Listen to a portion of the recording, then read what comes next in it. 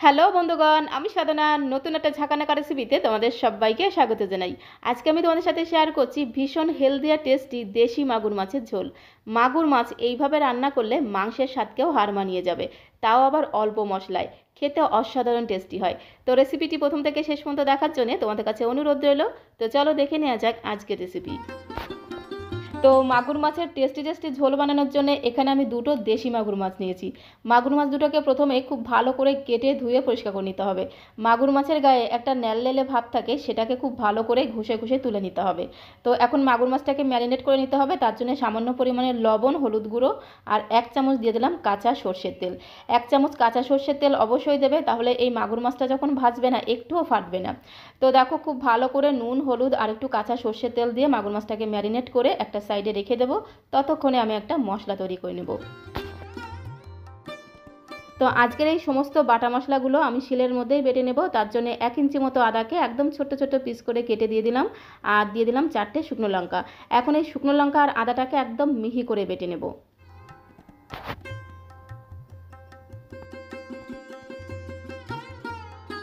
তো আদা, শুকনো লঙ্কাকে একদম মিহি করে বেটে নিয়েছি। এখন একটা বাটির মধ্যে তুলে নেব। তারপরে আমি একটু গোটা জিরে আর ধনে বেটে নেব। তার জন্য 1.5 চামচ দিয়ে দিলাম গোটা জিরে আর দিয়ে দেবো 1.5 চামচ পরিমাণে গোটা ধনে। তারপরে সামান্য পরিমাণে একটু জলের ছিটে দিয়ে এই গোটা জিরে আর ধনেটাকে একদম মিহি করে বেটে নিতে হবে।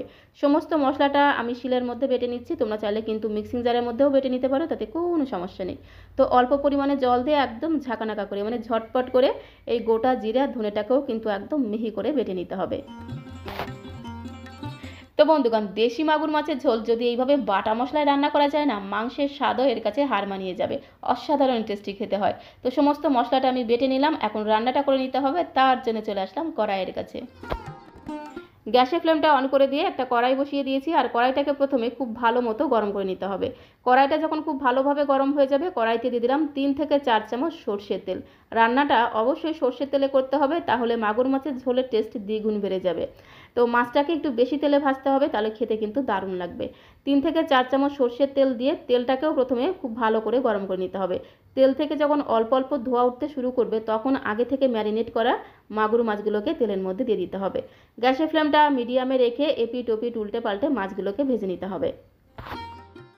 মাগুর মাছটা যখন ম্যারিনেট করি, সামান্য পরিমাণে কাঁচা সর্ষের তেল দিয়ে মাছটাকে ম্যারিনেট করেছিলাম, যার কারণে দেখো মাছটা ভাজার সময় একটুও কিন্তু ফাটছে না। অনেক সময় হয় কি, শিঙি মাগুর মাছ ভাজার সময় প্রচণ্ড ফাটতে শুরু করে, যার কারণে এই গরম তেল চোখে মুখে এসে পড়ার সম্ভাবনা থাকে। তো মাছ যখন ম্যারিনেট করবে, মানে নুন হলুদ মাখার সাথে সাথে যদি একটু কাঁচা সর্ষের তেল দিয়ে শিঙি অথবা মাগুর মাছটাকে ম্যারিনেট করা যায়, তাহলে এই ভাজার সময় কিন্তু একটুও ফাটবে না। তো দেখো, এপিট ওপিট উল্টে পাল্টে মাগুর মাছটাকে খুব ভালো করে ভেজে নিয়েছি। একটু ভালো করে ভেজে নিতে হবে, তাহলে মাগুর মাছটা খেতে বেশি টেস্টি লাগবে। তো মাছটাকে ভেজে একটি পাত্রের মধ্যে তুলে নিয়েছি, আর কড়াইতে যে তেলটা আছে সেই তেলের মধ্যে আমি আলু ভেজে নেব। দুটো মিডিয়াম সাইজের আলুকে খোসা ছাড়িয়ে এরকম করে একটু লম্বা লম্বা পিস করে কেটে রেখেছিলাম। তো গ্যাসের ফ্লেমটা মিডিয়াম টু হাইতে রেখে আলুগুলোকে একটু লাল লাল করে ভেজে নেব, তাহলে খেতে দারুণ লাগবে। তো দেখো, আলুগুলোকে একদম লাল লাল করে ভেজে নিয়েছি, এখন একটি পাত্রের মধ্যে তুলে নেব।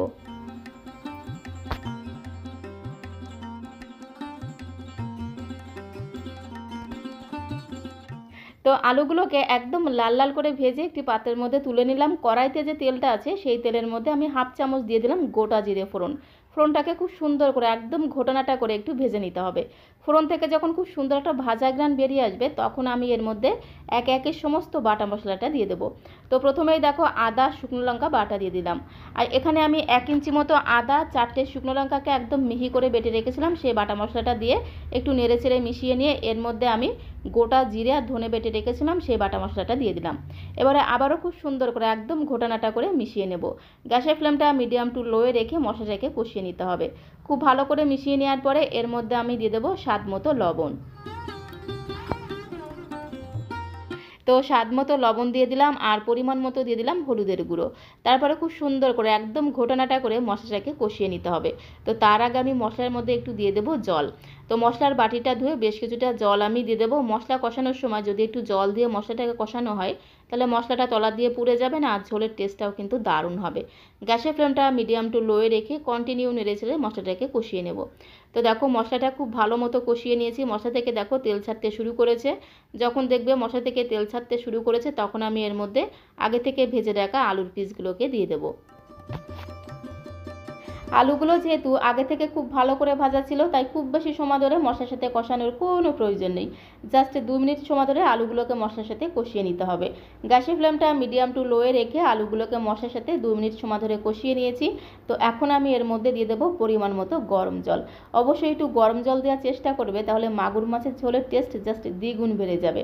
তো আমি যেহেতু মাগুর মাছের ঝোলটা একটু পাতলাই রাখবো, তাই বেশ অনেকটা পরিমাণে গরম জল দিয়ে খুব সুন্দর করে একদম ঘোটানাটা করে মিশিয়ে নিলাম। তারপরে ঢাকনাটা বন্ধ করে গ্যাসের ফ্লেমটা মিডিয়ামে রেখে 2 থেকে 3 মিনিট সময় ধরে ঝোলটাকে রান্না করে নিতে হবে।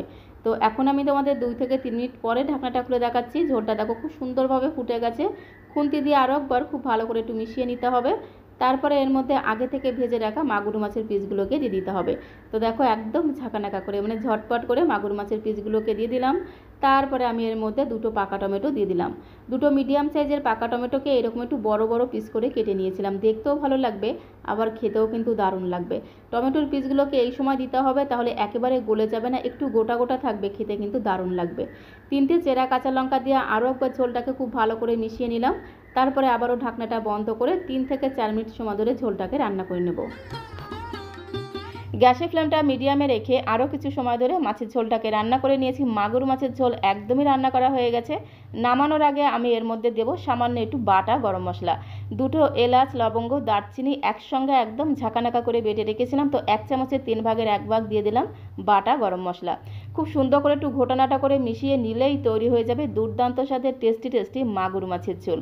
এইভাবে যদি বাটা মশলা দিয়ে মাগুর মাছের ঝোল রান্না করা হয়, তাহলে গরম গরম ভাতের সাথে খেতে জাস্ট অসাধারণ টেস্টি লাগে।